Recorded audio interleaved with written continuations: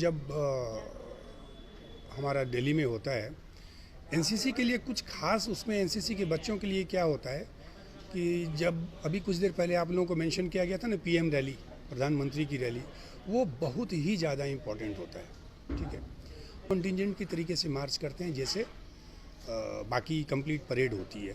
उसके बाद line area competition, जो वहाँ जाने के बाद बच्चे कितने अच्छे तरीके से उनको जो एरिया दिया गया है उसको कितने सुंदर तरीके से सजाते हैं, उनके रहने सहने का ढंग कैसा है। बिहार के एनसीसी के 100 कैडेट दिल्ली में 26 जनवरी के परेड में शामिल होंगे।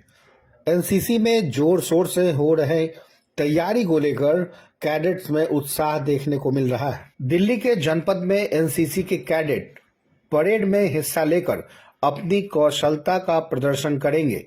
एनसीसी के कैडेट दिल्ली में होने वाले हर एक्टिविटी का ट्रेनिंग लेकर तैयार हो रहे हैं, जो कि यहां से जाकर बच्चे दिल्ली में अच्छा प्रदर्शन कर सकें, अपने राज्य का और एनसीसी के नाम को रोशन करेंगे। बिहार के बच्चे दिल्ली परेड में बच्चे जाते हैं जो एनसीसी में बेहतर से बेहतर प्रदर्शन करते हैं, उन्हीं बच्चों को सेलेक्ट किया जाता है और दिल्ली में 26 जनवरी परेड में जनपद में वो अपनी प्रदर्शन को दिखाएंगे। बेसिकली अभी जो आप लोग आए हैं ना, ये जो भी एनसीसी का कार्यक्रम हो रहा है, ये इसको हम लोग अभी प्री आरडीसी का इवेंट बोलते हैं।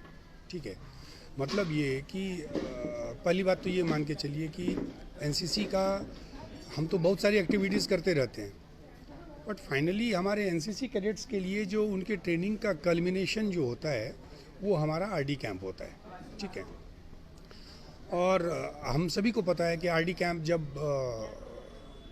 हमारा दिल्ली में होता है, एनसीसी के लिए कुछ खास, उसमें एनसीसी के बच्चों के लिए क्या होता है कि जब अभी कुछ देर पहले आप लोगों को मेंशन किया गया था ना पीएम रैली, प्रधानमंत्री की रैली, वो बहुत ही ज़्यादा इम्पोर्टेंट होता है। ठीक है, उसके साथ वहाँ पर हमारा राजपथ, जिसको अभी नाम चेंज किया गया है, बट जनरली राजपथ पे जब इनका मार्च होता था सारे डायरेक्टरेट्स के बच्चे, वो अपना प्रॉपर उसी कंटिजेंट की तरीके से मार्च करते हैं जैसे बाकी कंप्लीट परेड होती है। ठीक है, उसके अलावा फिर आप यहाँ देखेंगे बच्चे अपने अपने हर डायरेक्टरेट के बच्चों को पहले से उनको ना एक उद्देश्य दिया गया है और उनका एक थीम दिया जाता है जिसके ऊपर उनको अपना लाइन एरिया कंपटीशन भी होती है। आपने वहाँ पर सुना होगा जब ग्रुप कमांडर ने ये भी बोला था कि हर एक एक्टिविटी जिनके लिए बच्चे यहाँ तैयार हो रहे हैं उन सभी का कंपटीशन होता है जाके दिल्ली में। तो बेसिकली हर साल क्या होता है कि एक प्री आरडीसी शुरू करने से पहले हमारा ना इंटर ग्रुप कंपटीशन होता है।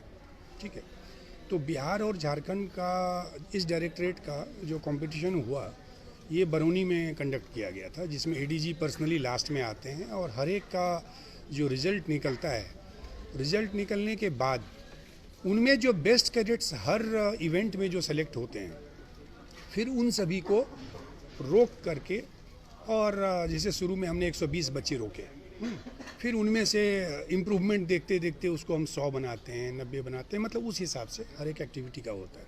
तो उसमें आपके बहुत सारी एक्टिविटीज़ शामिल हो जाती हैं। अगर मैं उसको प्रॉपर तरीके से बताऊं तो जैसे पीएम रैली के लिए एक अलग ग्रुप होगा, वो बेसिकली ड्रिल का होता है।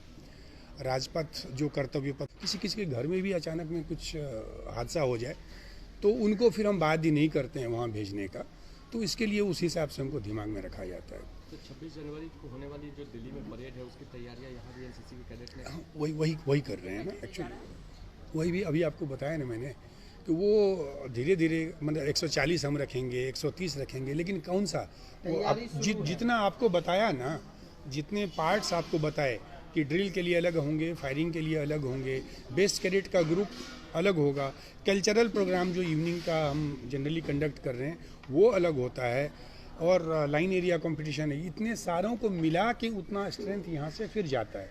उनकी पूरी किटिंग की जाती है और उसमें भी ना थीम दिया जाता है, जो बच्चे यहाँ से जो लेके जाएंगे, जो फ्लैग एरिया हुआ उसका क्या क्या होगा, फिर वहाँ पहुँचने के बाद किसी में कोई कमी नहीं रह जाए, कोई डायरेक्टरेट ऐसा नहीं हो जाए कि यार उसने कुछ सामान नहीं लाया जिसके कारण उनको माइनस पॉइंट्स हो गए। इन सभी चीज़ों का दिमाग में रखते हुए जो पार्टी यहाँ से 30 दिसंबर को निकलेगी वो 100% फुल फ्लेजेड हर तरफ से तैयार होकर दिल्ली जाएगी। और दिल्ली में हार्डली उनको थोड़ा सा फिर टाइम मिलता है, वहाँ पर भी उनको प्रैक्टिस करने का समय दिया जाता है।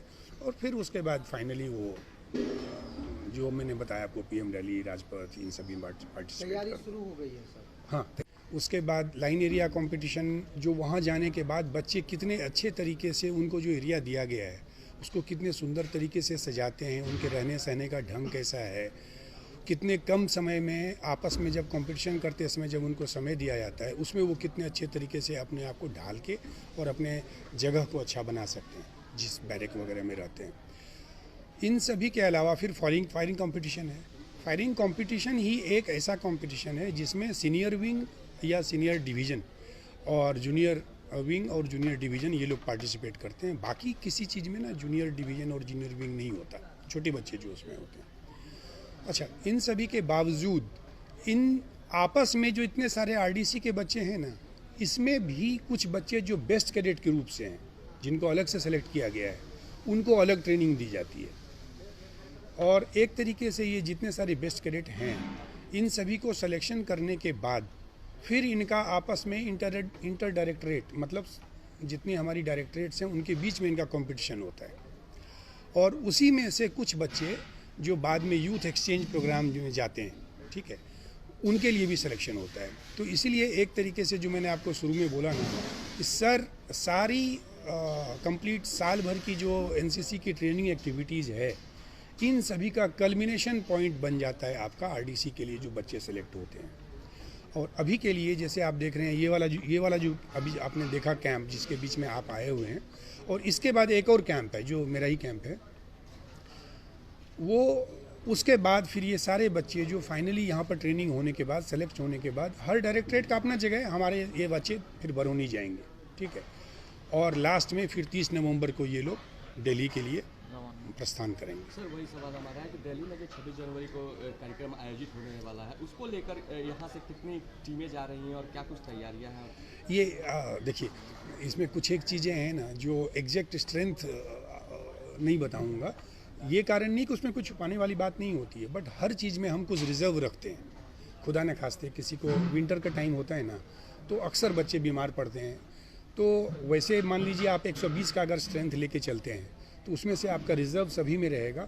एक्चुअल जो उसका जॉट डाउन किया हुआ जो स्ट्रेंथ है ना, वो स्ट्रेंथ फाइनली हर डायरेक्टरेट को हमारे डीजी हेडक्वार्टर से आता है।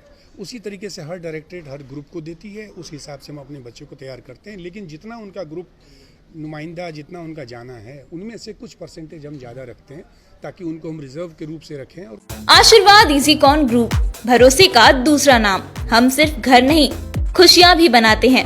आशीर्वाद रोज वैली, जिसमें है premium flats with all modern amenities. Patna में लेना चाहते हैं अपने सपनों का आशियाना, तो कीजिए हमारे इन नंबरों पर संपर्क।